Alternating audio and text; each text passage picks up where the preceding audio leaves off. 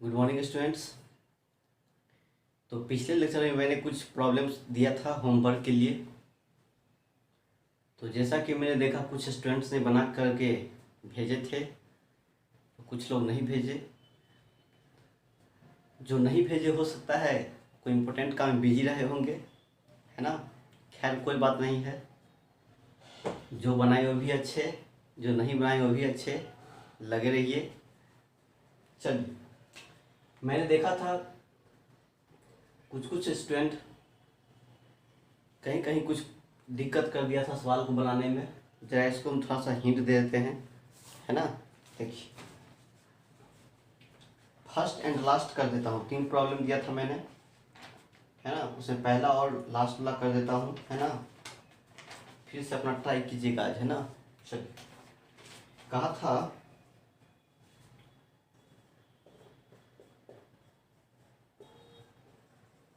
How much positive and negative charge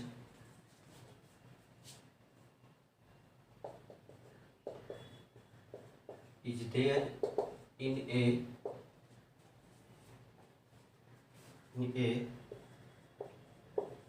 cup of water।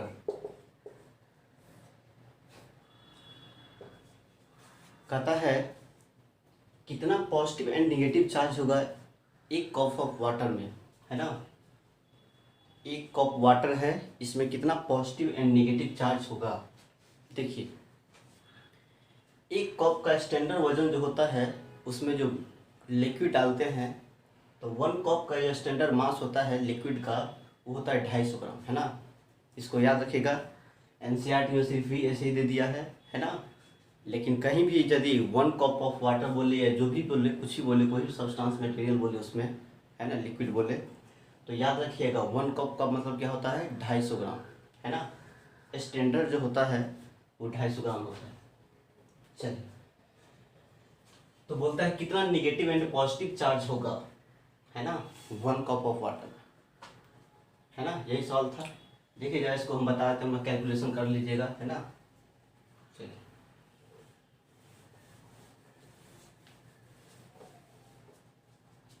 देखिए जरा बात करें हम मास ऑफ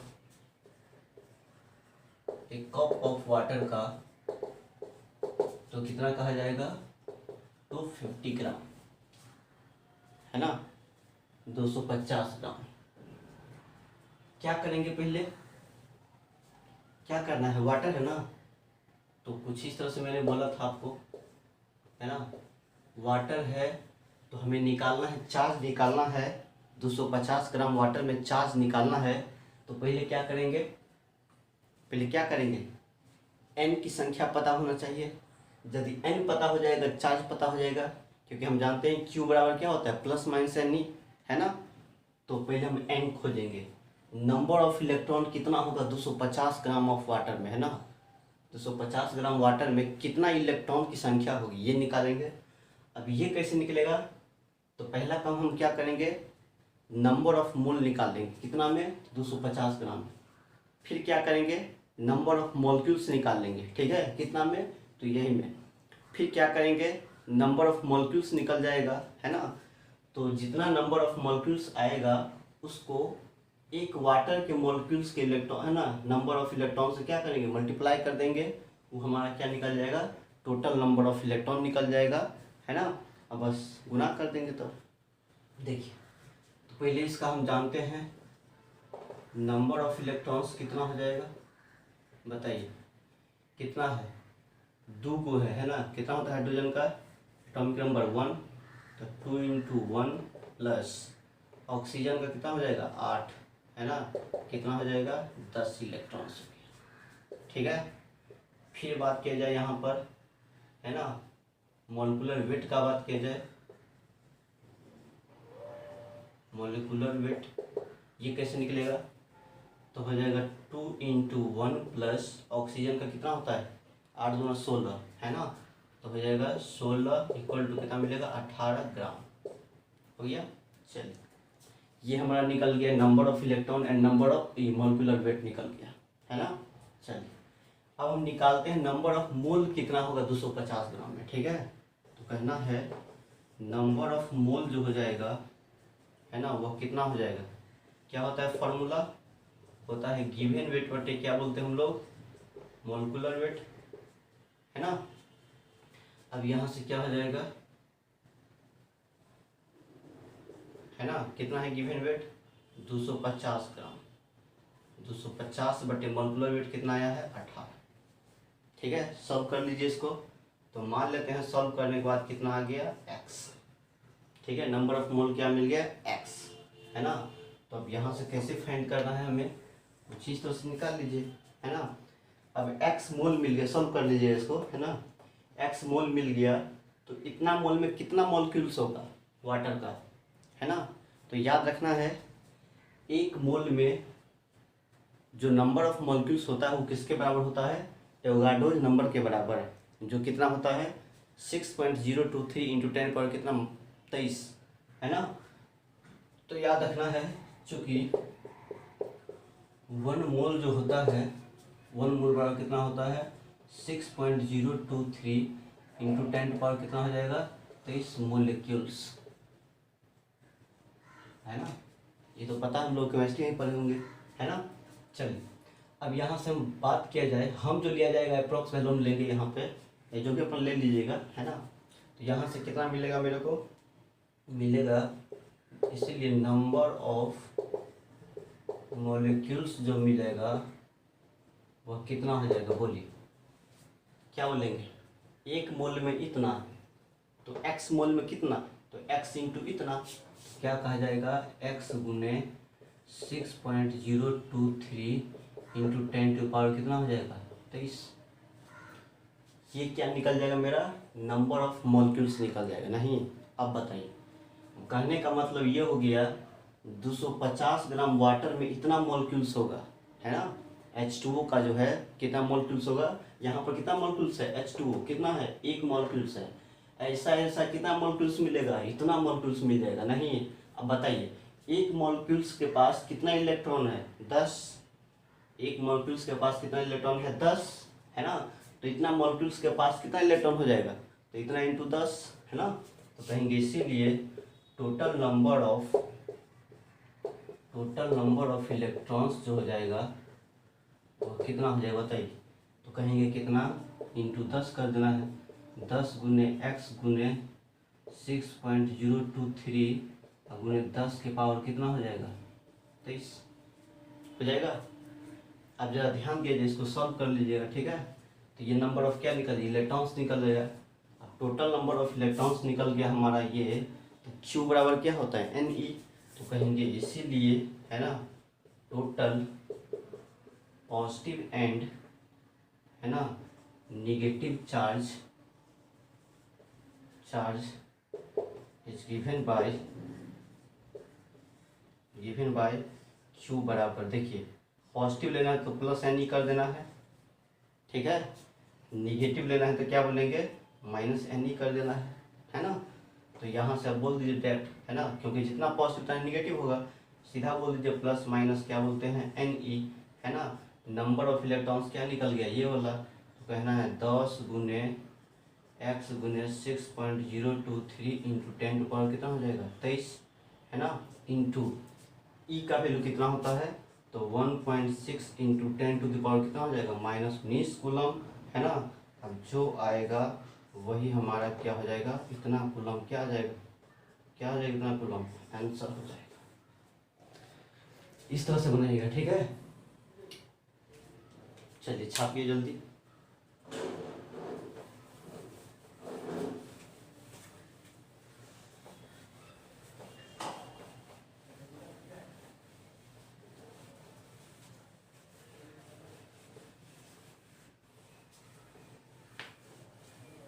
गया एक लास्ट बता देता हूँ क्योंकि इसमें बहुत सारे लोग कंफ्यूज हो गया था।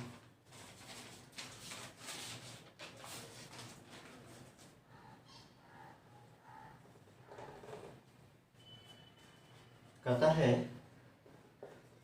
If 0.01% electrons are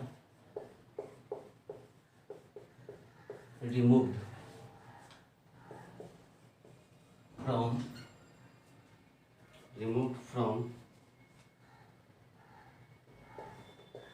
224 milligram, milli है ना, मिली का मतलब कितना होता है 10⁻³ कितना ग्राम ऑफ आयरन, जिसको Fe कहते हैं, है ना, पार्टिकल,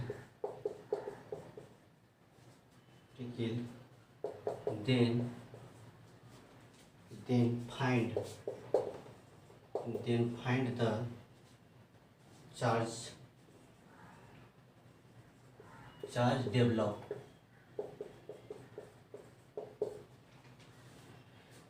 बताइए क्या होगा। इस तरह का सवाल हमने किया था पीछे। 20% यदि इलेक्ट्रॉन रिमूव करता है ना, तो हमने निकाला था कितना चार्ज होगा। देखिए ध्यान दीजिए, यही लोग देख के कंफ्यूज फंस जाता है। ठीक है, कहता है इफ इतना percent electrons are removed from इतना मिलीग्राम ऑफ आयरन पार्टिकल, मतलब इतना परसेंट इलेक्ट्रॉन को रिमूव कर दिया जाता है किस में से, तो इतना ग्राम ऑफ आयरन पार्टिकल्स में से, है ना। तो हम जानते हैं जितना इलेक्ट्रॉन रिमूव करता है ना, या गेन करता है, वही चार्ज, है ना, वो चार्ज वही क्या होता है, चार्ज हमारा आता है उतना ही के चलते हमारा होता है। नहीं, जितना इलेक्ट्रॉन रिमूव करेगा उतना ही क्या होगा, उस पर चार्ज हो जाएगा पॉजिटिव, है ना। जितना गेन करेगा वही क्या होगा, निगेटिव, है ना। अब जरा बताइए, इतना इलेक्ट्रॉन रिमूव करता है इतना ग्राम से, तो हम पहले क्या करेंगे,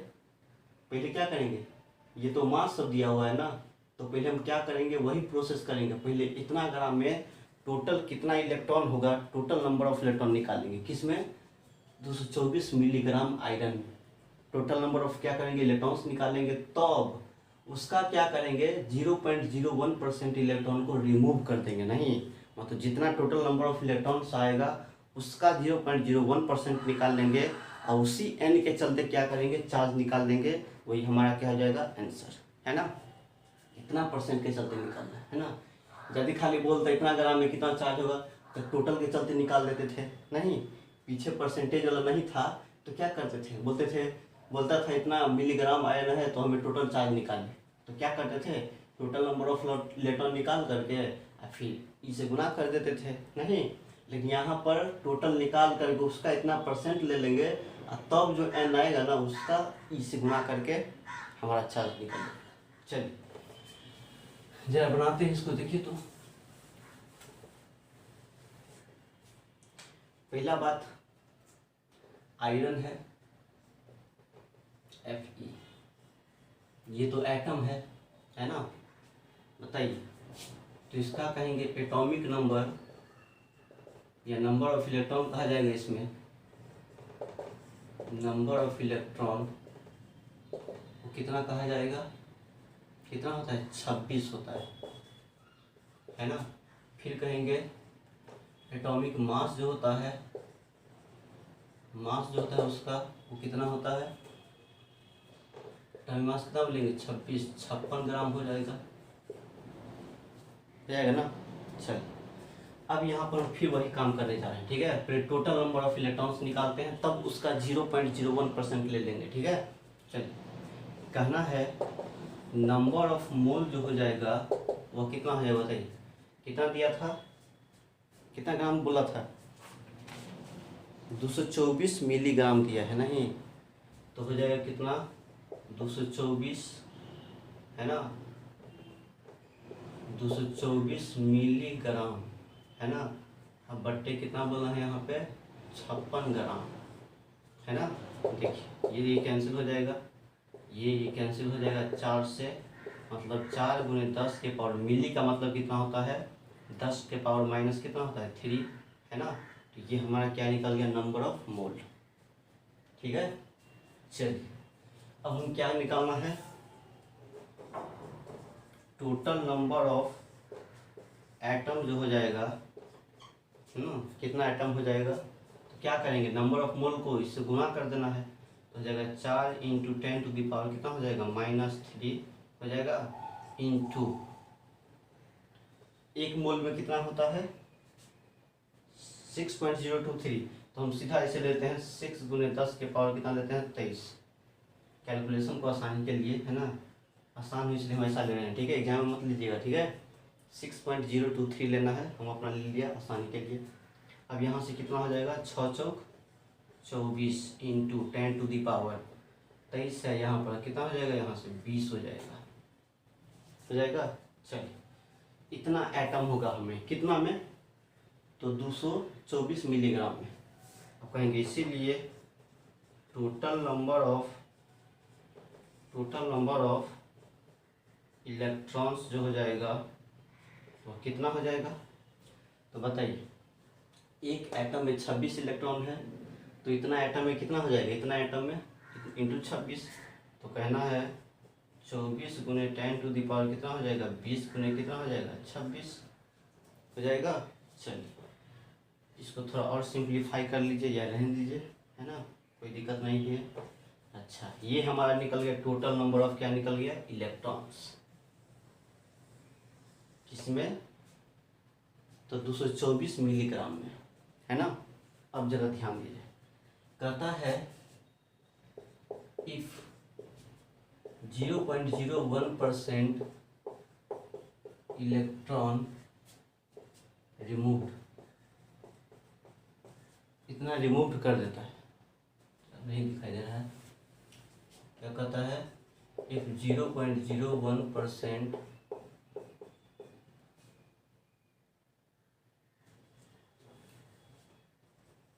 if 0.01% इलेक्ट्रॉन रिमूव्ड,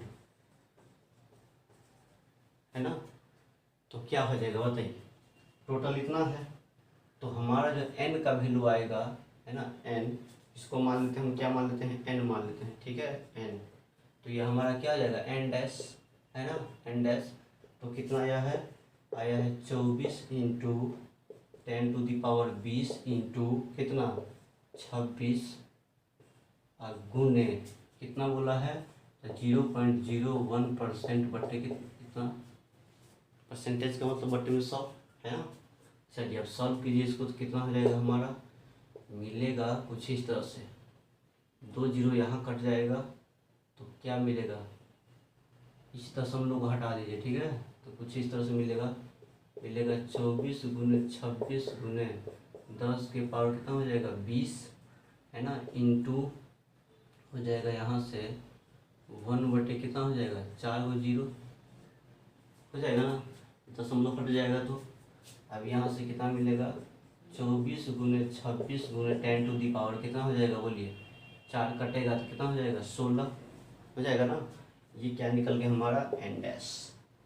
इतना नंबर ऑफ इलेक्ट्रॉन रिमूव कर रहा है, तो इतना ही चार्ज होगा बॉडी पे, है ना, पॉजिटिव चार्ज। तो इसीलिए, है ना, चार्ज ऑन बॉडी जो हो जाएगा, इस चार्ज Q जो हो जाएगा कितना होता है n डैश इंटू ई, है ना, रिमूव कर रहा है मतलब प्लस बोल दीजिए, ठीक है। तो यहाँ से n का वैल्यू कितना निकल गया इतना, तो कहेंगे 24 गुने 26 गुने 10 के पावर कितना 16 इंटू 1.6 गुने 10 के पावर कितना हो जाएगा -19 हो जाएगा। अब यहाँ से जो सॉल्व करना है ना कर दीजिए, उतना कूलम क्या हो जाएगा आंसर, ठीक है। चलिए लीजिए स्क्रीनशॉट।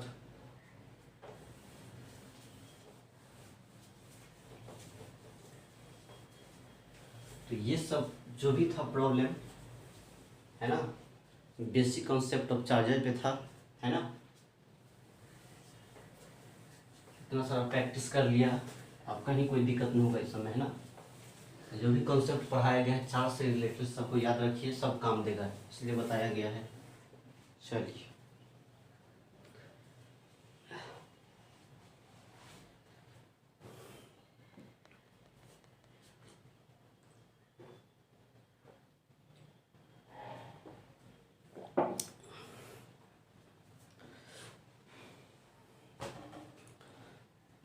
ये सब कुछ प्रॉब्लम्स था और कुछ कुछ कॉन्सेप्ट सब पढ़ा हुआ है ना। चलिए अब थोड़ा हम कुछ चर्चा करना चाहते हैं, उसके बाद चलेंगे कूलम्ब्स लॉ। दो चीज़ें उसको ज़रा देख लेते हैं। चार्ज और मास में एग्जाम में कभी कभी चार्ज और मास में डिफरेंस पूछता है ना, चार्ज में और मास में क्या अंतर है। देखिए डालना है हेडिंग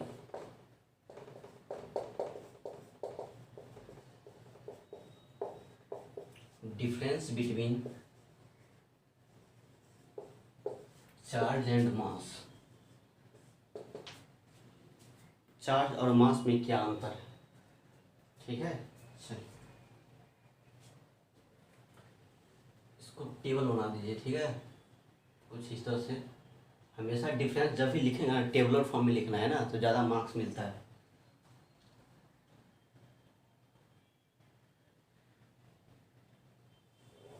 चलिए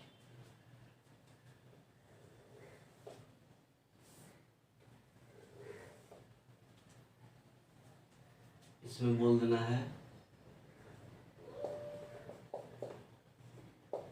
इलेक्ट्रिक चार्ज और इसमें बोल दीजिए मास। पहला बात, फर्स्ट पॉइंट देखिए, चार्ज क्या क्या हो सकता है। चार्ज निगेटिव पॉजिटिव न्यूट्रल हो सकता है, जीरो हो सकता है। जब इलेक्ट्रॉन का लॉस करेगा तो पॉजिटिव चार्ज आएगा, इलेक्ट्रॉन का गेन करेगा तो नेगेटिव चार्ज आएगा, ठीक है। और यदि कुछ नहीं करेगा बॉडी इस तरह से अपने हैं तो क्या होगा, न्यूट्रल होगा, है ना।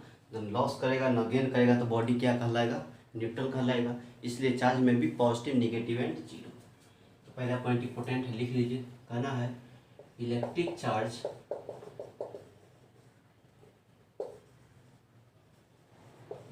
चार्ज में भी positive comma negative and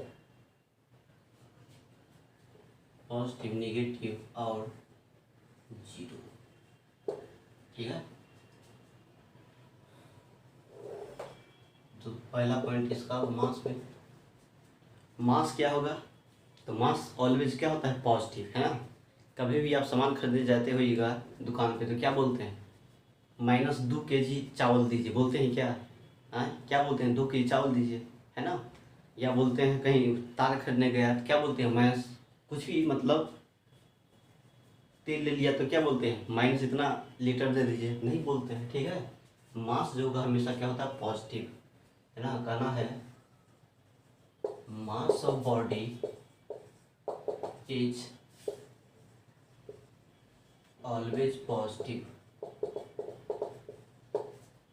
mass क्या होगा, हमेशा positive. Second point, electric force जो लगता है दो चार्ज के बीच में, है ना, कैसे, जैसे मान लेते हैं ये प्लस चार्ज है, ये प्लस चार्ज, दोनों कैसा है, लाइक चार्ज। लाइक में क्या होता है, रिपेल करता है, ये इधर रिपेल करेगा, है ना। फिर माइनस है, ये भी माइनस है तो ये भी इधर, ये भी रिपेल करेगा। एक प्लस है दूसरा माइनस है तो यहाँ पर क्या करेगा, अट्रैक्ट करेगा। ये चार्ज इसको अपने तरफ खींचेगा और ये वाला इसको अपनी तरफ खींचेगा, कुछ इस तरह से, है ना। तो इलेक्ट्रिक फोर्स जो होता है ना वो कैसा होता है, अट्रैक्टिव एंड रिपल्सिव, दोनों नेचर का होता है, ठीक है। लेकिन हम जानते हैं जब दो मास के बीच में फोर्स लगता है तो उसको क्या बोलते हैं, ग्रेविटेशनल फोर्स। नहीं पढ़े होंगे इस तरह से, है ना। जो एफ जो होता है ग्रेविटेशनल फोर्स क्या होता है, G m1m2 बटे कितना होता है, r²। नहीं, दो मास के बीच में जो फोर्स लगता है उसको क्या बोलते हैं, ग्रेविटेशनल फोर्स। और ग्रेविटेशनल फोर्स हमेशा क्या होता है, हमेशा अट्रैक्टिव, है ना। अब कहेगा अट्रैक्टिव होता है, दो मास के बीच में फोर्स लगता है, अट्रैक्टिव होता है तो काहे नहीं चिपक जाते हैं हम लोग, है ना। तो ग्रेविटेशनल फोर्स का वैल्यू बहुत ही कम होता है, ठीक है। इतना कम ही होता है ना जो हम लोग को अनुभव नहीं होता है, जो एक दूसरे से खींच रहा है ना। जैसे हम लोग दो आदमी बात कर रहे हैं, ठीक है, एक आदमी हम यहाँ है, ये यहाँ है, ठीक है। तो आपस में क्या होता है, दोनों मास के बीच अट्रैक्शन होता है, ठीक है ना। आपस में क्या करेंगे, अट्रैक्ट कर रहा है दोनों, लेकिन फील नहीं हो रहा है हम लोग, क्यों, क्योंकि बहुत ही कम होता है, 0.000 इस टाइप से होता है, ठीक है ना। इसलिए हम लोग बोलते हैं जो क्या करते हैं, अट्रैक्ट करता है लेकिन पता नहीं चलता, बिकॉज बहुत ही कम फोर्स होता है, कौन, ग्रेविटेशनल फोर्स का वैल्यू। तो याद रखिएगा, है ना, जो ग्रेविटेशनल फोर्स जो होता है हमेशा कैसा होता है, एट्रैक्टिव नेचर का होता है, लेकिन इलेक्ट्रिक फोर्स कैसा होता है, एट्रैक्टिव और रिपल्सिव दोनों नेचर का, है ना। लिखिए, इलेक्ट्रिक फोर्स इज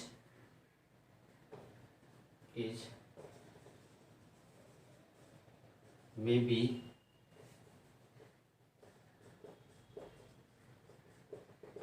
एट्रैक्टिव और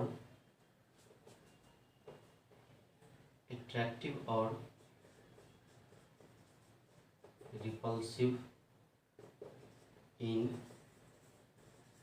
nature between two charges.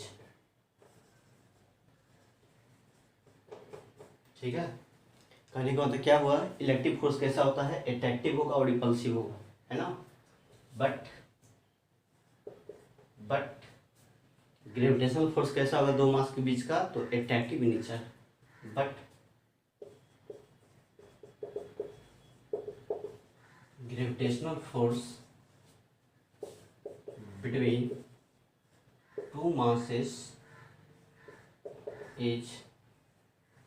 To masses is always attractive in nature, है ना। ग्रेविटेशन कैसा होगा, हमेशा एट्रैक्टिव होगा। चलिए मिटाते हैं, जरा जल्दी छापिए।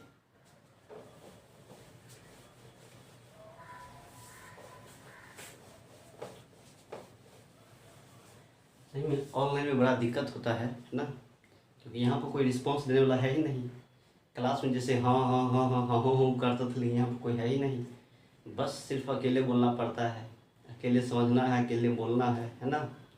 इसलिए थोड़ा सा खुल के अच्छा से काम नहीं कर पा रहे हैं। डर रहता है कैमरा ना बंद हो जाए, है ना, क्योंकि कैमरा तो है नहीं, मोबाइल है ना। मोबाइल पे ज़्यादा लोड पड़ जा रहा है पर डे। एक वीडियो जब बनाते हैं 1 घंटा का, तो 6 GB में चला जाता है ना, समझ सकते हैं। तो इसीलिए थोड़ा ये सब बात है, इसलिए मोबाइल का परफॉर्मेंस कुछ और है, क्लास का कुछ और है ना।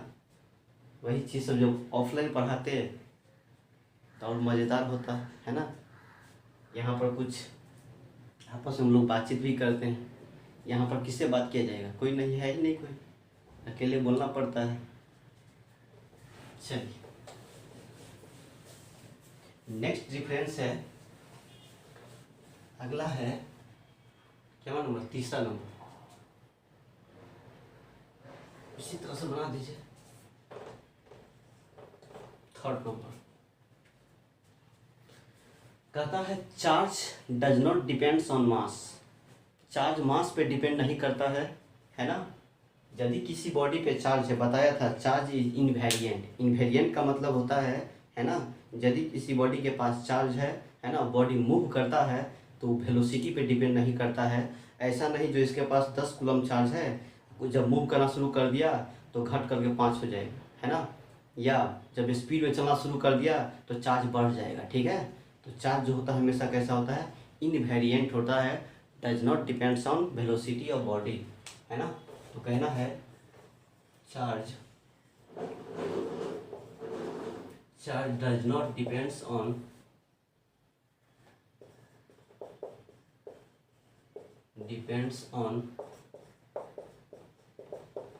वेलोसिटी ऑफ बॉडी, है ना। तीसरा नंबर, लेकिन मास क्या करता है, वेलोसिटी पे डिपेंड करता है। जैसे आइंस्टीन का दिया हुआ थ्योरी है ना, रिलेटिविटी के कॉन्सेप्ट से, है ना। मास जो वेरी करता है स्पीड पे कुछ इस तरह से करता है, जिसको हम दिखाने जा रहे हैं, ठीक है। तो कहना यहाँ पे but mass depends on velocity of body if, ऐसे बोल दीजिए,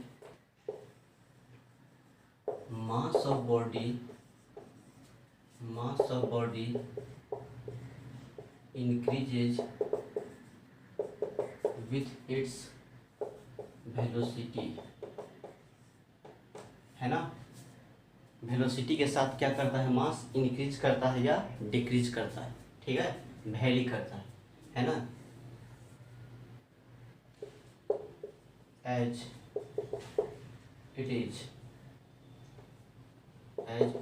देखिए, जो मास होता है ना, कॉन्सेप्ट ऑफ रिलेटिविटी है ना, फ्रॉम क्या बोल अकॉर्डिंग टू, है ना, रिलेटिविटी कॉन्सेप्ट से बात किया जाए, है ना, तो क्या होता है, आइंस्टीन ने दिया था एम का फॉर्मूला, है ना, तो दिया था एम नॉट बट्टे root under 1 minus v square बट्टे कितना होता है, सी स्क्वायर, है ना। बड़ा ही शानदार फार्मूला है ना। मतलब उन्होंने कहा क्या, यदि बॉडी का स्पीड बदलेगा, है ना, तो मास भी क्या करेगा, बदलेगा, है ना। किस तरह से बदलेगा, है ना, तो जरा ध्यान दीजिए। यदि मान लेते हैं क्या, ये वेलोसिटी किसका वेलोसिटी है, बॉडी का मूविंग, बॉडी जो मूव करता है ना, उसका वेलोसिटी है ना। सी क्या है, तो स्पीड ऑफ लाइट है। मास क्या है, तो मूविंग मास है ना। जब वेलोसिटी मूव करेगा तो मास डिपेंड जो करता है वही मास है। एम नॉट क्या है, तो रेस्ट मास है ना, जो रेस्ट में था बॉडी उसका मास, है ना। जब मूव करने लगा बॉडी तब उसका क्या मास होगा, वही मास एम है ना। तो क्या होता है, यहाँ पे लिख देते पहले, हियर एम नॉट क्या है, रेस्ट मास, मतलब जब बॉडी रेस्ट में था तब का मास है। एम क्या है, तो मूविंग मास, है ना। जब बॉडी मूव करना शुरू कर दिया कुछ वेलोसिटी से, तब जो मास आता है बॉडी पे वही मास है ना। फिर भी क्या है, तो वेलोसिटी ऑफ बॉडी, कितना वेलोसिटी से बॉडी मूव करता है, वेलोसिटी ऑफ क्या, बॉडी। एंड सी क्या है, तो सी है speed of light. Speed of light कितना होता है, तो 3 × 10 पर कितना होता है, 8 मीटर पर सेकेंड, है ना। अब जरा ध्यान दीजिए, देखिए कैसे कैसे होता है। यदि हम मान लीजिए कुछ इस तरह से, यदि कोई बॉडी मूव कर रहा है ना, ये तो रेस्ट मास से जब रुका हुआ था तब का मास है, और ये मूविंग मास है, मतलब वेलोसिटी पे डिपेंड करता है। वेलोसिटी मूव करेगा तो क्या होगा, देखिए क्या होगा। यदि मान लेते हैं किसी पार्टिकल का वेलोसिटी, है ना, इंक्रीज करेगा, यदि वेलोसिटी बढ़ रहा है ना, तो बढ़ रहा है तो ये टर्म क्या होगा, बढ़ेगा, है ना, ये तो कांस्टेंट ही है। ये क्या होगा, घटेगा, और यदि नीचे घटेगा तो ये क्या होगा, बढ़ेगा। इसलिए वेलोसिटी जब इंक्रीज करेगा ना, तो ये भी क्या करेगा, इंक्रीज करेगा, है ना। यदि बॉडी का वेलोसिटी डिक्रीज करेगा, घटेगा, तो पूरा टर्म क्या होगा, घटेगा, है ना। ये घटेगा, ये तो कांस्टेंट है, ये घटेगा तो ये पूरा घटेगा, ये घटेगा तो ये क्या होगा, बढ़ेगा, है ना। तो नीचे बढ़ेगा तो ये क्या हो जाएगा, नीचे बढ़ेगा तो ये क्या होगा, घटेगा, इन्वर्सली हो जाएगा इसका ना। तो यदि नीचे वेलोसिटी घटेगा तो मास घटेगा, और वेलोसिटी बढ़ेगा तो बॉडी का मास भी क्या करेगा, बढ़ेगा, है ना। मतलब वेलोसिटी पे डिपेंड करता है क्या, मास। अब कुछ लोग कहेगा, तो जैसे कोई गाड़ी चलता है ना, 1 kg का वजन है, यदि हम उसको कुछ स्पीड से लेके जाएंगे तो नहीं बढ़ता है, वही रहता है ना।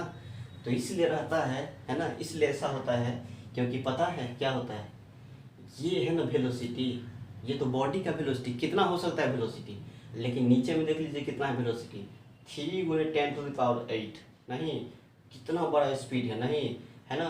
तो जब हम कहीं भी बात करते थे न्यूटन्स लॉ ऑफ मोशन या जहाँ कहीं भी बात करते थे ना, तो बॉडी का स्पीड बहुत कम होता था, नगण्य होता था, किसके कंपेरिजन में, स्पीड ऑफ लाइट के कंपेरिजन में, नहीं है। मान लेते 5,000 किलोमीटर पर आवर सेकेंड चल गया, क्या बोल दिया हमने, 5,000 या 500 किलोमीटर, है ना, 500 किलोमीटर पर सेकेंडो बोल देंगे ना, फिर भी कम पड़ जाएगा, किसके स्पीड से, इससे, ठीक है। जैसे मान लेते हैं किसी पार्टिकल का वेलोसिटी मूव करता है कितना, 200 किलोमीटर, कितना 200 किलोमीटर कितना हो जाएगा ये, बोल दीजिए पर सेकेंड, मान लीजिए ऐसा है 200 किलोमीटर ज़्यादा पर सेकेंड, कितना बड़ा वेलोसिटी हो गया, इतना तो संभव तो है भी नहीं, है ना।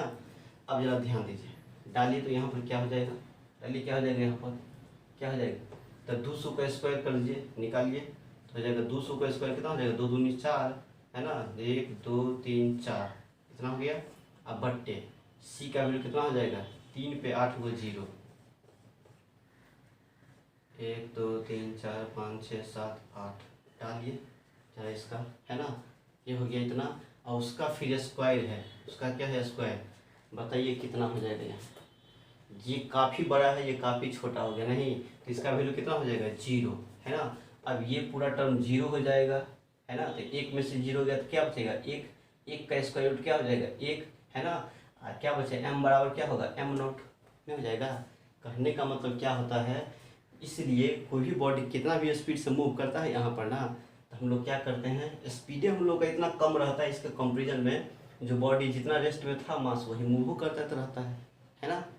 कब ऐसा होगा, कब मास वेरी करना शुरू कर देगा, जब ये दोनों बराबर होगा, स्पीड ऑफ लाइट के बराबर स्पीड दे देंगे किसी बॉडी के पास, है ना, या उससे ज़्यादा देंगे तब वेरी करना शुरू कर देगा। नहीं, लेकिन क्या है, हम लोग जनरली कोई भी बॉडी मूव करता है तो कितना स्पीड से करता है, बहुत मूव करे तो 5 किलोमीटर, 5000 किलोमीटर एक सेकेंड में चला जाएगा, 5000 किलोमीटर एक सेकेंड में, है ना। फिर भी इससे कम ही हो जाएगा, देखिए ना, 3 पर 8 वो 0, फिर उसका स्क्वायर, है ना, फिर भी ऊपर कम पड़ जाएगा, नहीं पड़ जाएगा।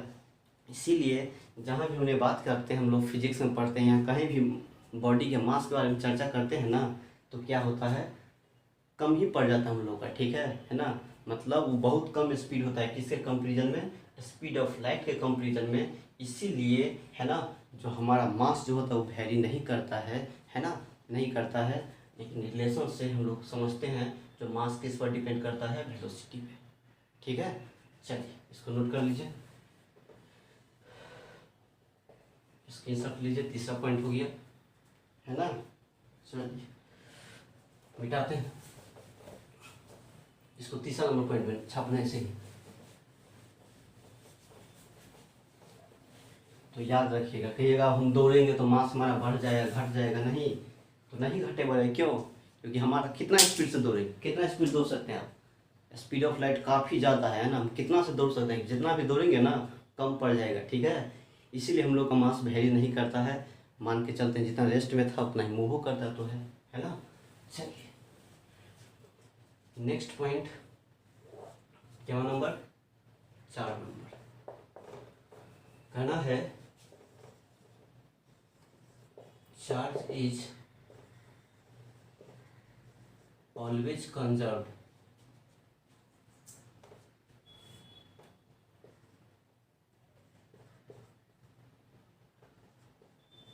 चार्ज इज कंजर्व्ड, फिर but mass is not conserved,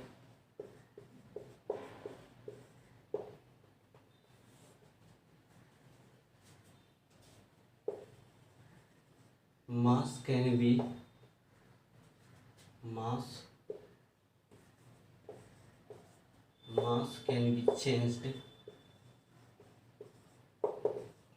into energy.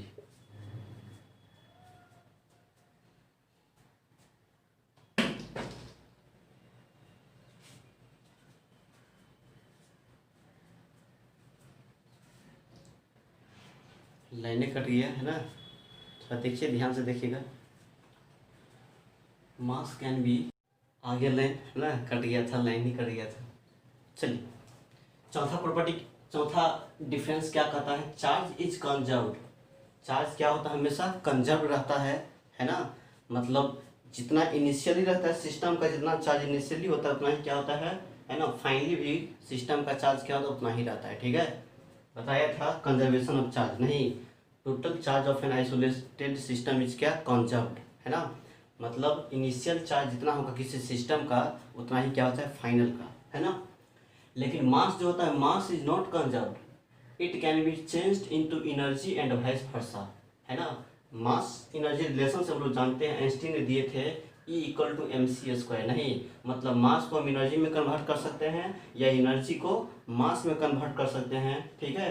तो इस तरह से मास जो होता है कंजर्व नहीं होता है ना, इसका कंजर्वेशन नहीं होता है, ये चेंज करते रहता है एनर्जी से मास में, मास से एनर्जी में, ठीक है। चलिए नेक्स्ट डिफरेंस कहता है 5 number, charge is quantized, quarantine नहीं है ना, क्वांटाइज्ड, अभी चल रहा है क्वारंटाइन का, है ना समय। Charge is quantized, that is क्या पढ़ा था, क्यू बराबर क्या होता है, प्लस माइनस एन ई। मतलब चार्ज जो होता है हमेशा किस फॉर्म में होगा, integral multiple of smallest unit of charge के फॉर्म में होगा। यानी इंटीग्रल मल्टीपुल ऑफ किसका होगा, इलेक्ट्रॉनिक चार्ज के, है ना, इक्वल होगा। ठीक है, किसी बॉडी में चार्ज होगा कुछ इस तरह से होगा, एन ई के फॉर्म में, जहाँ पर एन का मतलब 1 2 3 4 5 6 7 कुछ भी हो सकता है। ठीक है, लेकिन फ्रैक्शन नहीं होगा। चलिए, लेकिन 5वां number, but mass is not quantized. Mass क्या होता है, क्वांटाइज नहीं होता है, क्योंकि मास कुछ भी हो सकता है। नहीं, चावल खरीदने जाते हैं तो क्या बोलते हैं, 1.5 kg चावल दीजिए, 2.25 kg दीजिए, 2.5 kg दीजिए, है ना, 51 किलो, 51.5 किलो दीजिए। ठीक है, मतलब मास कुछ भी हो सकता है, फ्रैक्शन फ्रैक्शन कुछ भी हो सकता है ना, लेकिन चार्ज ऐसा नहीं है। चार्ज कैसा होगा, सिर्फ इंटीजर के फॉर्म में होगा, है ना। चलिए, नेक्स्ट है एक और प्रॉपर्टी लिख लेते हैं हम लोग, प्रॉपर्टी नहीं डिफरेंस लिखते हैं दोनों में। क्या नंबर 6 नंबर कहता है बिना मास का चार्ज संभव नहीं है। जहाँ पर मास होगा वहीं पे चार्ज होगा, मास नहीं है तो चार्ज नहीं होगा। ठीक है, लेकिन बिना चार्ज का मास संभव है। जैसे मान लीजिए यही मार्कर है, इसके पास क्या है, कोई चार्ज नहीं, न्यूट्रल है, तो क्या मास नहीं है, है ना, न्यूट्रल है, चार्ज नहीं है, लेकिन मास तो है ना। तो इसलिए बिना चार्ज का मास संभव है, लेकिन बिना मास का चार्ज संभव नहीं है। ठीक है ना। जहाँ पर मास नहीं होगा वहाँ पर चार्ज नहीं एग्जिस्ट करेगा, क्योंकि चार्ज कहाँ पर आता है, जहाँ पे मास होता है वहीं पे। मास रहेगा तब तो यहाँ से इलेक्ट्रॉन का ट्रांसफर होगा, है ना। जब मास से नहीं रहेगा तो कहाँ से इलेक्ट्रॉन होगा उसके पास, है ना। इसीलिए, है ना, लिखेंगे charge can not exist, charge can not exist without mass, but mass can exist,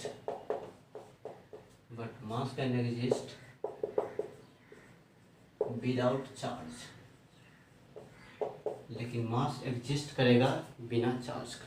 ठीक है, चलिए, ये हमारा कुछ बेसिक डिफरेंस था चार्ज एंड मास में, है ना, याद रखिएगा इसको। ठीक है, एग्जाम्स में पूछ देता है what is difference between charge and mass, है ना।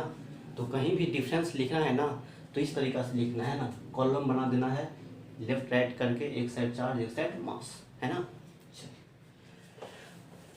एक और देखते हैं हम, क्या देखेंगे अब जरा समझते, एक चीज देखते हैं, एक्टिविटी है प्रैक्टिकल के फॉर्म, प्रैक्टिकल ही है ना। देखिए क्या, ये तो हमें पता चल गया है, जब दो बॉडी को आपस में रब करता है तो एक पे पॉजिटिव दूसरा पे निगेटिव, है ना, चार्ज आता है। लेकिन ये कैसे पता चलेगा, जैसे मान लेते हमने रब किया, कैसे पता चलेगा इस बॉडी के पास चार्ज है कि नहीं है, नहीं, मतलब इसके पास चार्ज है कि नहीं है ना, वो कैसे पता चलेगा। या मान लेते हैं यदि चार्ज इसके पास है भी तो किस तरह का चार्ज है, पॉजिटिव चार्ज है इस पर कि निगेटिव चार्ज है इस पर, है ना, कि चार्ज नहीं है। ठीक है, ये सब पता करने के लिए हमें क्या करना पड़ेगा, नहीं तो सुनिए, देखिए, किसी बॉडी पे चार्ज है कि नहीं, या यदि है भी तो उसका नेचर क्या है, निगेटिव है कि पॉजिटिव है ना, इस चीज़ को कैसे पता करेंगे, है ना। तो उसको पता करने के लिए एक डिवाइस है ना, जिसका नाम है गोल्ड लीफ इलेक्ट्रोस्कोप, है ना। एग्जाम में पूछ देता ऑब्जेक्ट में, बोलेगा चार्ज को डिटेक्ट करने के लिए किसका यूज किया जाता है। ठीक है, तो याद रखना है किसका, इलेक्ट्रोस्कोप का, है ना। इलेक्ट्रोस्कोप से हम ये पता कर सकते हैं जो किसी बॉडी पे चार्ज है कि नहीं है, या यदि है इसके पास चार्ज तो किस तरह का चार्ज है, निगेटिव है कि पॉजिटिव है ना। ये चीज़ हम पता करते हैं किससे, गोल्ड लीफ इलेक्ट्रोस्कोप से, है ना। तो याद रखिए बात को, है ना। चार्ज के प्रेजेंस को पता करना हो या इसके नेचर को पता करना हो तो किस डिवाइस से करते हैं हम लोग, गोल्ड लीफ इलेक्ट्रोस्कोप। जरा समझते हैं गोल्ड लीफ इलेक्ट्रोस्कोप के बारे में, किस तरह से हम डिटेक्ट करेंगे चार्ज है कि नहीं है, यदि है तो किस तरह का चार्ज है, निगेटिव कि पॉजिटिव है, जरा हम समझाते हैं यहाँ पर। देखिए समझिए थोड़ा बढ़िया से, डालिए हेडिंग।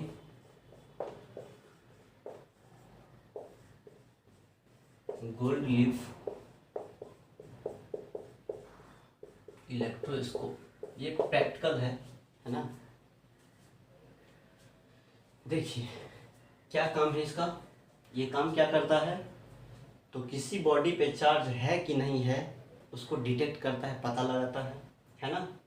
और यदि है तो किस तरह का चार्ज है, निगेटिव चार्ज है कि पॉजिटिव चार्ज है, इस चीज़ को पता लगाता है कौन, गोल्ड लीफ इलेक्ट्रोस्कोप, है ना। इलेक्ट्रोस्कोप नाम है डिवाइस का, ठीक है। अब यहाँ पर गोल्ड लीफ क्या दिया, गोल्ड लीफ क्या है, तो मतलब सोना का पत्थर, है ना, चदरा, सोना का 2 पत्थर लिया गया है ना। पत्ती लीफ मतलब क्या होता, पत्ती, 2 पत्ती है सोना का, है ना, उसी पे डिफ्लेक्शन, है ना, डाइवर्जेंस को पता किया जाता है उसी से, इसलिए इसका नाम क्या बोलते हैं, गोल्ड लीफ इलेक्ट्रोस्कोप, है ना। क्या होता है, तो किसी बॉडी पे चार्ज को डिटेक्ट किया जाता है ना। और यदि चार्ज है तो किस नेचर का चार्ज है, निगेटिव है कि पॉजिटिव है, ये पता करते हैं, ठीक है। लिखिए तो पहले कहना है, it is a device, it is a device which is used to detect the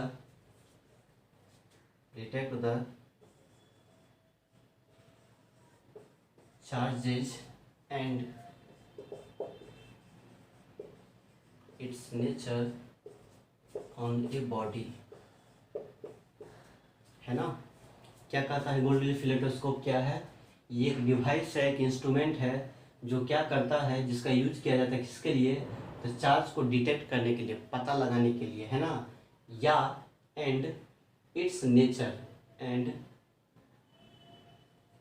it's nature on a body, है ना। चार्ज का पता लगाते हैं या क्या करते हैं, जब चार्ज है तो उसका नेचर को पता लगाते हैं, नेचर कैसा है, निगेटिव है कि पॉजिटिव है ना। ये काम हमें कौन करके देता है, तो गोल्ड लीफ इलेक्ट्रोस्कोप, है ना। चलिए देखिए इसका कंस्ट्रक्शन किस तरह का फोटो दिया है, किस तरह का है ये, देखिए कैसे बनाया गया है गोल्ड लीफ इलेक्ट्रोस्कोप, किस तरह का होता है, कौन कौन सा कंपोनेंट है उसके पास, है ना, किस किस चीज़ से बना है, ज़रा इसको देखिए। जैसे क्या है, यही यहाँ पर हम बनाते हैं,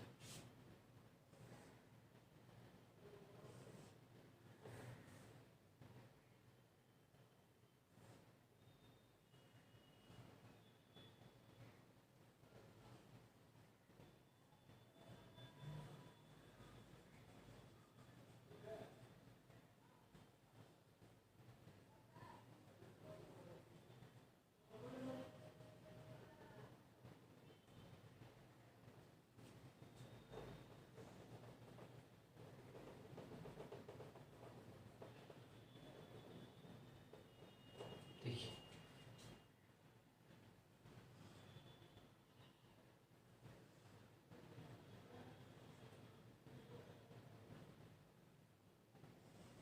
कुछ इस तरह का है, ये ग्लास जार है, ठीक है।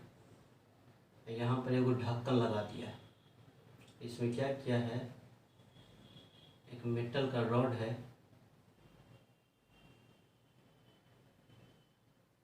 ठीक है। ये क्या है, एक मेटल का रॉड है, टेढ़ा नहीं है, सीधा है ना, कुछ इस तरह से। और यहाँ पर क्या किया है, 2 गोल्ड लीफ है,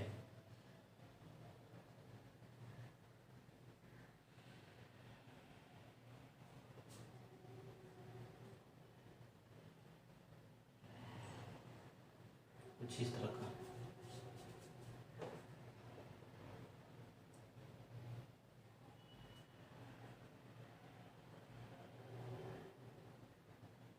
देखिए ये हुक है, यहाँ पर हुक लगा रहता है ना, कुछ हुक टाइप का यहाँ रहता है, ठीक है। उस पर कुछ इस तरह से लीफ रहता है, सोना का पत्थर,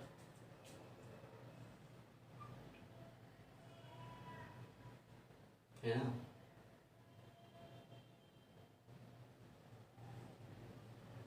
ये है मेटल लॉन्ग, ऊपर में नहीं कर देते हम लोग, गोल का सा इतना बड़ा गोला टाइप लगा देते हैं ऊपर में, यही है मेटल का नोक है, ठीक है।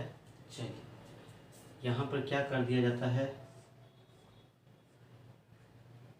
ना, ग्राउंडिंग कर दिया जाता है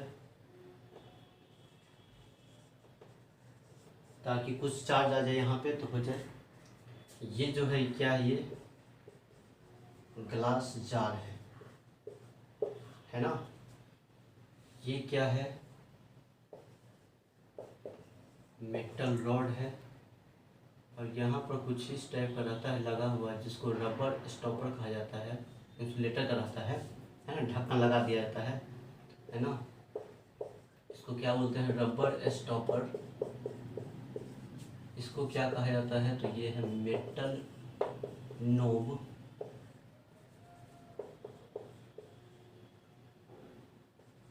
ये क्या है, मेटल नोब है, ठीक है। और इसी को कहा जाता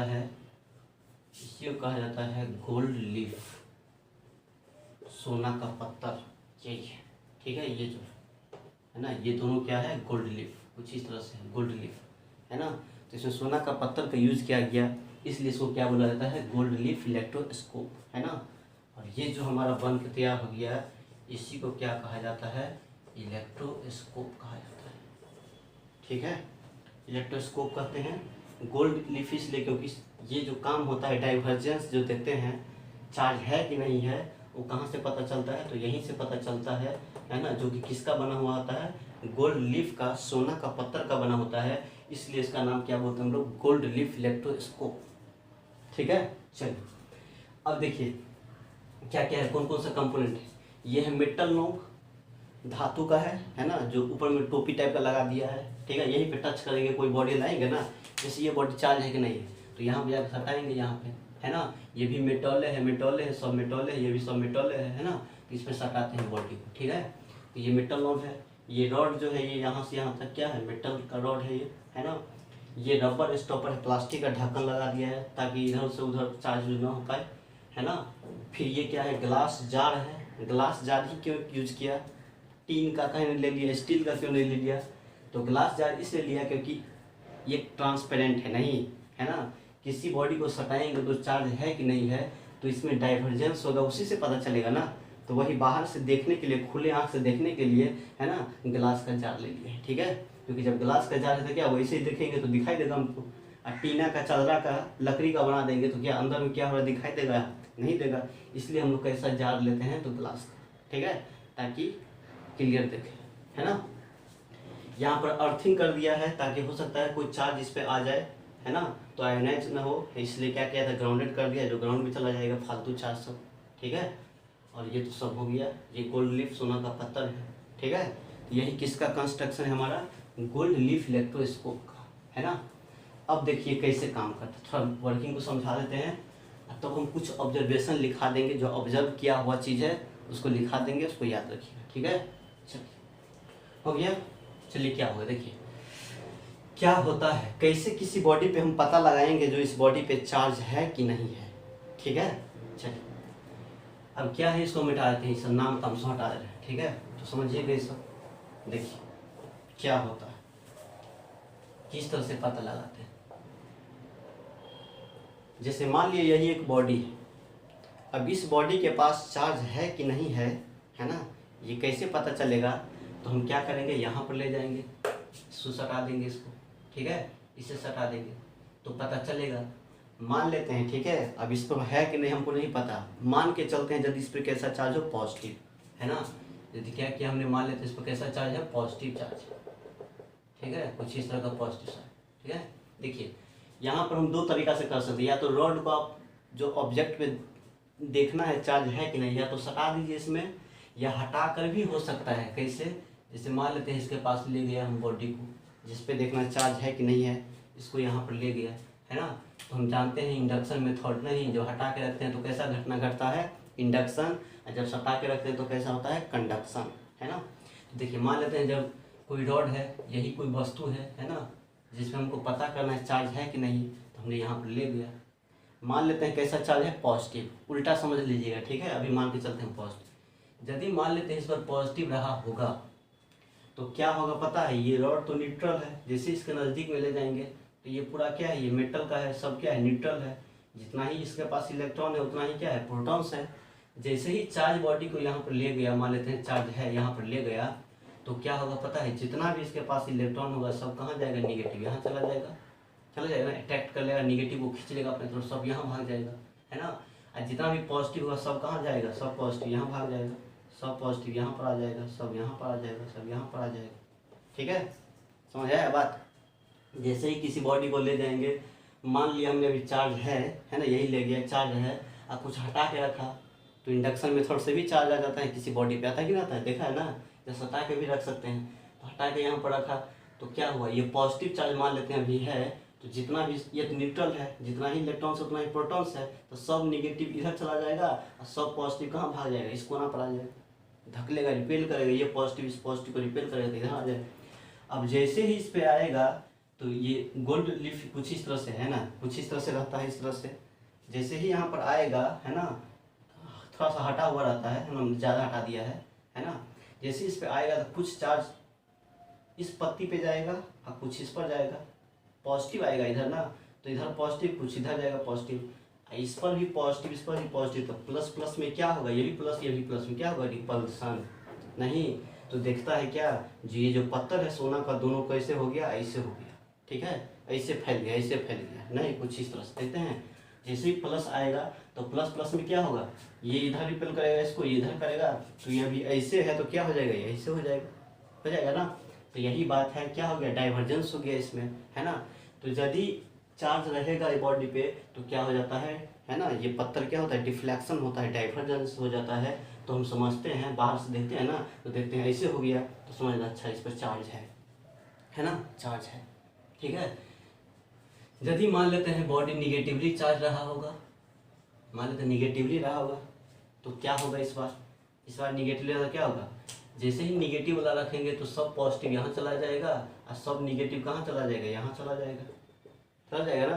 और जब निगेटिव यहाँ पर क्या लाइक है दोनों, तो ये भी निगेटिव में क्या होगा, रिपल्सन, तो फिर डाइवर्जेंस हो जाएगा, फिर डाइवर्ट कर जाएगा दोनों इससे, नहीं तो हम बाहर से खुले आँख से देख लेंगे, अच्छा ये ऐसे हिल गया है ना, ऐसे हो गया, तो समझ जाएंगे फिर चार्ज है इस बॉडी पे, ठीक है ना। यदि मान लेते हैं बॉडी को हमने ले गया, ठीक है, यहाँ पर ले गया, और यदि इसमें जैसे शुरू में जो सिचुएशन था इसका पत्ती का, यदि इस पत्ती में कोई डिफ्लेक्शन नहीं हुआ, न बढ़ा न घटा, कुछ नहीं हुआ, तो समझ जाएंगे इस बॉडी पे कोई चार्ज नहीं, ठीक है। यदि चार्ज रहेगा तो क्या होगा, इसमें डाइवर्जेंस होगा, फैलेगा, है ना, ठीक है।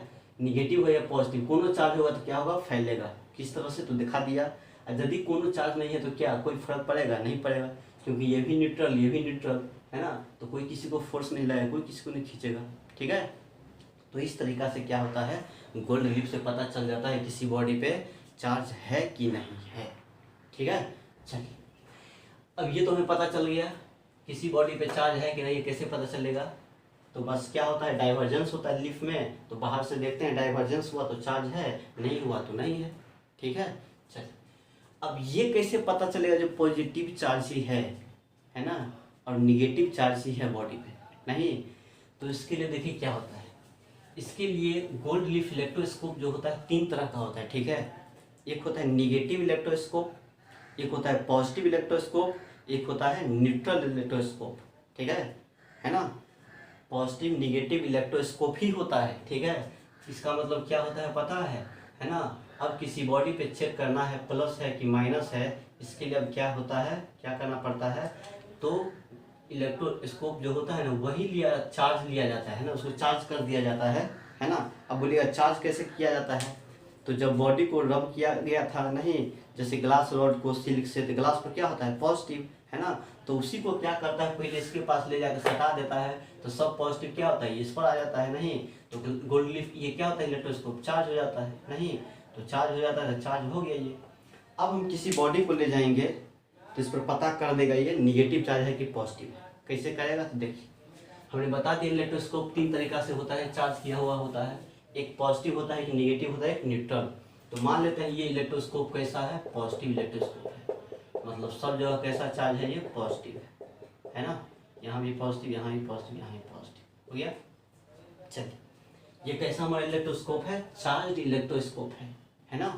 किस तरह का चार्ज है, पॉजिटिव चार्ज इलेक्ट्रोस्कोप है ना। अब देखिए, अब ये हमको पता कर देगा जो किसी बॉडी पे चार्ज है तो कैसा है, निगेटिव है कि पॉजिटिव है ना, हमने रब कर दिया।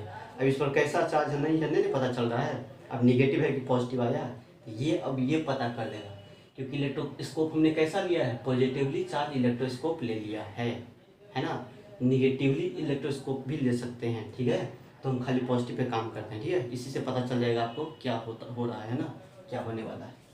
तो ये कैसा इलेक्ट्रोस्कोप है, पॉजिटिवली चार्ज इलेक्ट्रोस्कोप है। देखिए क्या होगा, अब इसमें समझिए क्या होगा। देखिए तो पॉजिटिवली चार्ज है, क्या ये चार्ज इलेक्ट्रोस्कोप है। अब हम मान लेते हैं इस बॉडी को हमने ले गए, अब इसके पास चार्ज है, कौन सा चार्ज है, निगेटिव चार्ज है इस पर कि पॉजिटिव चार्ज है, ये कैसे पता करेगा। देख लेते हैं, मान लेते हैं यहाँ पर हमने क्या किया, ले गया चार्ज, ये बॉडी को ले गया, इसी बॉडी को ले गया है ना, मान लिया कैसा चार्ज है इस पर, पॉजिटिव चार्ज। कुछ तो मानना पड़ेगा शुरू में ना, कैसे समझने के लिए तो मानना पड़ेगा।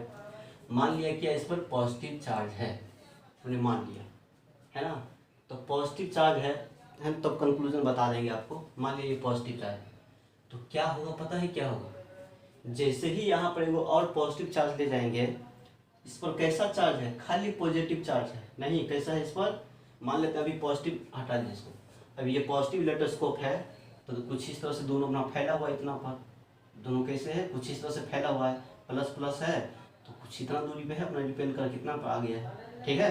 अभी इतना सिचुएशन इनिशियली ऐसा है, जैसे ही हम कोई बॉडी ले जाएंगे चार्ज बॉडी है ना, मान लेते हैं इस पर कैसा चार्ज है, पॉजिटिव चार्ज है, ठीक है, तो पॉजिटिव चार्ज है, यहाँ भी पॉजिटिव है ना, निगेटिव तो है नहीं उसमें जो कुछ ऐसा होगा, तो जैसे ही ले जाएंगे ना तो ये सब पॉजिटिव क्या करेगा, ये बोला रिपेल कर देगा, नहीं रिपेल करेगा तो भागना, एक दूसरे को भागना शुरू कर देगा, सब चार्ज भागेगा, सब पॉजिटिव क्या करेगा, रिपेल करेगा, तो यहाँ पर तो चार्ज था ही पॉजिटिव, और सब रिपेल करेगा तो और सब भाग जाएगा इस पर, और ज़्यादा जमबाड़ा हो जाएगा यहाँ पॉजिटिव का, पॉजिटिव क्या हो जाएगा और यहाँ पर जमा हो जाएगा।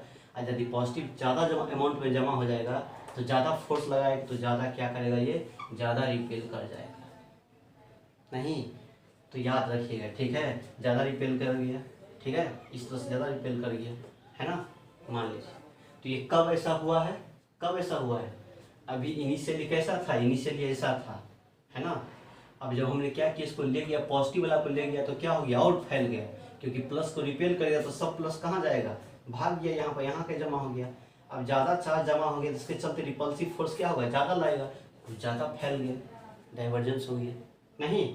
चलिए यदि मान लीजिए पॉजिटिव का बात था, ज़्यादा पॉजिटिव में क्या हो गया, इंक्रीज कर गया, क्या किया, डाइवर्जेंस क्या हो गया, इंक्रीज कर गया है ना, पॉजिटिव था इस पर। तब जब निगेटिव लिए रहते तो क्या होता, मान लेते हैं निगेटिव है तो क्या होगा, देखिए निगेटिव है तो क्या होगा, निगेटिव है तो क्या होगा, सब पॉजिटिव क्या होगा, शुरू में क्या था, इनिशियली ऐसा था, इनिशियली ऐसा था, कुछ चार्ज था पॉजिटिव है ना इनिशियली, जैसे ही निगेटिव लेंगे ना तो सब ये निगेटिव क्या करेगा, इसको खींचना शुरू करेगा, अटैक करेगा, तो सब भागेगा ऊपर की तरफ, सब भागेगा ऊपर की तरफ, तो यहाँ पर क्या होगा, पॉजिटिव चार्ज की क्या है, कमी आ जाएगा, कुछ कम हो जाएगा, अब कम हो जाएगा तो फोर्स क्या होगा, कम लगेगा, तो कुछ क्या हो गया पता है, इतना इनिशियली था तो इतना नहीं हो क्या, अभी ऐसे हो जाएगा ना, कम हो जाएगा, जितना शुरू में था उससे भी कम हो जाएगा। क्यों कम हो जाएगा, क्योंकि जैसे ही निगेटिव आएगा यहाँ पर ना तो क्या होगा, ऊपर चला जाएगा, चार्ज से ऊपर चला जाएगा, उसके तरफ चला जाएगा, तो भीड़ कम होगा, यहाँ पर चार्ज का भीड़ कम होगा तो रिपल्सिव फोर्स क्या होगा, कम लगेगा, तो कुछ ऐसे हो जाएगा, डिक्रीज कर जाएगा है ना। तो समझ में आ जाएगा कि नहीं आ जाएगा, आएगा कि नहीं आएगा, पता चल जाएगा। कैसे पता करना है, देखिए यदि मान लेते हैं इलेक्ट्रोस्कोप पॉजिटिव है ना, पॉजिटिव है, और यदि हमने किसी बॉडी को लाया, नहीं पता है किस तरह का चार्ज है इसमें, ठीक है, लाया, यदि ये डाइवर्जेंस ज़्यादा हो गया, इंक्रीज कर गया, दोनों पत्ती के बीच का एंगल क्या हो गया, बढ़ गया, नहीं तो समझ जाइएगा जो इस पर जो चार्ज है वो कैसा चार्ज है, जो इस पर चार्ज है उसी टाइप का है। यदि पॉजिटिव है तो ये भी कैसा है, पॉजिटिव ही रहा होगा, तब जाके ये रिपेल कर गया, ठीक है। हैं फिर बात किया जाए है ना, यदि मान लेते हैं क्या, यदि मान ले हमने बॉडी को लाया यहाँ पर है ना, ये दोनों पत्ती आपस में जैसे शुरू में था इसे है ना, इसे था तो थोड़ा और घटिए गया, तो समझ जाइएगा जो इस चार्ज का जैसा चार्ज इलेक्ट्रोस्कोप पे है उसका अपोजिट बॉडी यहाँ पर आ गया है, ठीक है, तब जाके इसका और घटिए जाएगा, नहीं है, याद रहेगा ना। कैसे याद रखेगा, यदि मान लेते हैं ये पॉजिटिव चार्ज इलेक्ट्रोस्कोप है ना, हमने किसी बॉडी को यहाँ पर लेके रख दिया, अब नहीं पता इस पर किस तरह का चार्ज है, तो यहाँ से पता करेंगे, यहाँ से डाइवर्जेंस से, है ना, गोल्ड लीफ है ना, इसके डाइवर्जेंस से पता करेंगे। इनिशियली यदि ऐसा है ना, इलेक्ट्रोस्कोप पे चार्ज क्या है, पॉजिटिव है ना, तो यदि कोई बॉडी को लाएंगे तो ये और फैल हो जाएगा, ये एंगल और फैल जाएगा, ये वाला और ज़्यादा फैल जाएगा, तो समझ जाएगा, है ना, रिपल्सन हुआ होगा, मतलब क्या, ये पॉजिटिव है तो ये भी कैसा चार्ज है, इस पर पॉजिटिव है ना। और यदि, है ना, इनिशियली ऐसा था और कम हो जाएगा, ये एंगल कम हो जाएगा और सिकुड़ जाएगा, ये डाइवर्जेंस कम हो जाएगा, है ना, तो समझ जाएगा जो इस पर चार्ज है ना पॉजिटिव, इसका मतलब निगेटिव यहाँ पर आ गया होगा, इसलिए ऐसा हो गया। ठीक है, चलिए इस तरह से हम लोग समझते हैं, है ना, पता चल जाता है हम लोगों को जो इस पर चार्ज कैसा है, निगेटिव है कि पॉजिटिव है ना। ये लेबोरेटरी वर्क है, लेबोरेटरी में काम करते हैं सब, है ना, तो इलेक्ट्रोस्कोप के बारे में ये जानकारी है। ठीक है, चलिए इसको जरा हम ऑब्जर्वेशन लिख देते हैं। ठीक है, चलिए लिख देते हैं, इसको छाप लीजिएगा, याद रखिएगा। ठीक है, चलिए इसको हम थोड़ा इसको लिखते हैं थोड़ा, है ना। चलिए कुछ इस तरह का ऑब्जर्वेशन है। ठीक है, जो भी हमने बात बताया उसको हमने क्या किया, इसको लिख दिया है। ठीक है, क्या होता है, तो किसी बॉडी पे चार्ज करना है तो क्या करेंगे, इलेक्ट्रोस्कोप के पास ले जाएंगे। ठीक है, जब भी उस पर चार्ज होगा तो क्या होगा, उस पर डाइवर्जेंस होगा लीफ में, है ना। और यदि नहीं चार्ज होगा, न्यूट्रल बॉडी रहा होगा, तो जैसे इनिशियली रहा होगा जितना डिस्टेंस पे उतना ही पे रहेगा। ठीक है, देखिए यहाँ पर क्या लिखा हुआ है, ऑब्जर्वेशन क्या लिख दिया है, जो भी बताया उसी को लिख दिया है। Charge on gold leaf electroscope, electroscope जो डिवाइस है उस पर चार्ज के बात करते हैं। ठीक है, अनचार्ज, पहले किसका बात करेंगे, अनचार्ज, है ना, मतलब उस पर कोई चार्ज नहीं लीफ पे, जैसे शुरू में बताया था अनचार्ज वाला, फिर पॉजिटिवली चार्ज लीफ पे दे के तब बताया था।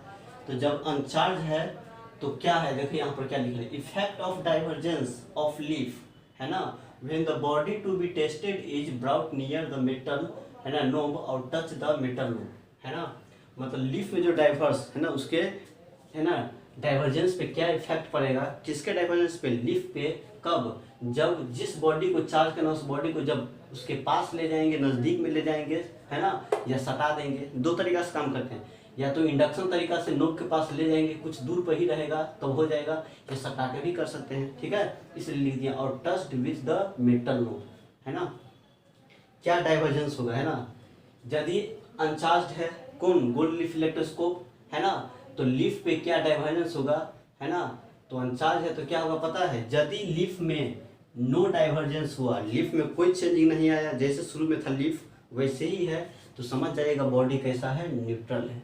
ठीक है, मतलब कैसा, ये गोल्ड लीफ है कैसा है, अनचार्ज है, शुरू में नहीं किया था शुरू वाला जिसमें अनचार्ज था, कोई चार्ज नहीं था, तो यदि अनचार्ज गोल्ड लीफ है ना, इलेक्ट्रोस्कोप है, और यदि उसके लीफ में कोई डाइवर्जेंस नहीं हुआ, नो डाइवर्जेंस, तो समझ जाएगा बॉडी पर चार्ज, कोई भी चार्ज नहीं है, इसलिए बॉडी कैसा बोलेंगे, न्यूट्रल। यदि डाइवर्जेंस हो गया उसी केस में, अनचार्ज वाला लीफ में, अनचार्ज गोल्ड लीफ में, है ना, यदि लीफ में डाइवर्जेंस हो गया, है ना, तो समझ जाएगा उस पर बॉडी पे क्या है, चार्ज है। ठीक है, ये तो हमें डिटेक्ट कर लिया बॉडी पे चार्ज है कि नहीं है। यदि डाइवर्जेंस नहीं होगा तो न्यूट्रल बॉडी है, यदि डाइवर्जेंस होगा तो चार्ज बॉडी है। अब कैसे पता करेंगे बॉडी पे चार्ज है तो किस तरह का चार्ज है, निगेटिव है कि पॉजिटिव है, उसके लिए हमने सेकेंड केस बताया था, क्या मतलब पॉजिटिव चार्ज कर दीजिए, कैसा लीफ लीजिए, पॉजिटिवली चार्ज, तो पॉजिटिवली चार्ज हमने क्या किया, गोल्ड लीफ इलेक्ट्रोस्कोप ले लिया। ठीक है, अब इसमें क्या है, यदि लीफ में देखे थे, है ना, जब चार्ज था ना गोल्ड लीफ पे तब देखा था हमने, यदि लीफ में, है ना, यदि लीफ क्या हो गया था, डाइवर्जेंस कर गया था, डाइवर्जेंस बढ़ गया था, ज़्यादा बढ़ गया था, इंक्रीज कर गया था, नहीं तो इंक्रीज कब किया था, यदि पॉजिटिव था, अब पॉजिटिव ही लाया था तो इंक्रीज कर गया था, नहीं तो समझ जाइए यदि पॉजिटिवली चार्ज है, यदि लीफ इंक्रीज कर गया तो समझ जाइएगा इस पर कैसा चार्ज है, बॉडी पे, टेस्टेड बॉडी पे कैसा चार्ज है, पॉजिटिव है ना। और यदि, है ना, चार्ज गोल्ड लीफ के पास ले गया टेस्टेड बॉडी को, है ना, किसी बॉडी को, और यदि लीफ क्या कर गया और घटिए गया, जैसे शुरू में था और घटिए गया, तो समझ जाइएगा उसके अपोजिट नेचर का चार्ज रहा होगा, नहीं तो पॉजिटिवली है तो क्या हो जाएगा, नेगेटिव। ठीक है, तो इसको याद रखिए इस तरह से, है ना। तो ये था हमारा, अभी तक हमने जो भी काम किया है सिर्फ चार्ज के बारे में बात किया है, अब बहुत ही डिटेल में बात किया है। उम्मीद करता हूँ इतना कंटेंट आपको कहीं नहीं मिलेगा, देख लीजिएगा, कहीं भी देख लीजिएगा, जितना मैंने बता दिया इतना कहीं नहीं मिलेगा, है ना। ये खुद का एक्सपीरियंस है ना, अपना स्पेशल तैयार किया हुआ है ना। तो बस इसको समझिए। अभी तक हमने खाली चार्ज के बारे में चर्चा किया है, 11 गो लेक्चर हो चुका है, अभी तक सिर्फ चार्ज के बारे में चर्चा किया है, हर चीज़ को चर्चा कर दिया गया है ना। एक भी टॉपिक कुछ भी नहीं छोड़ा है कहीं से, है ना। तो अभी तक पूरा साफ करते हुए चल रहे हैं, ठीक है। अब हम पढ़ेंगे, नेक्स्ट लेक्चर से पढ़ेंगे इलेक्ट्रोस्टैटिक का जो जान है ना, ये शुरू होता है कूलम्ब्स लॉ से, है ना। जब दो बॉडी पे चार्ज आता है तो क्या होता है, लाइक में रिपेल होता है, अनलाइक में अट्रैक्ट होता है, नहीं तो फोर्स लगाता है। तो कितना फोर्स लगाता है, कितना फोर्स से रिपेल या अट्रैक्ट करता है, वही है इलेक्ट्रिक फोर्स, जिसको कूलम्ब ने दिया था, इसलिए इसको क्या बोलते हैं, कूलम्ब्स लॉ, है ना। तो इलेक्ट्रोस्टैटिक का जान कल से स्टडी करेंगे, ठीक है। चलिए आज तक इतना ही रहने देते हैं, फिर देखेंगे कल के सेशन में, ठीक है। धन्यवाद।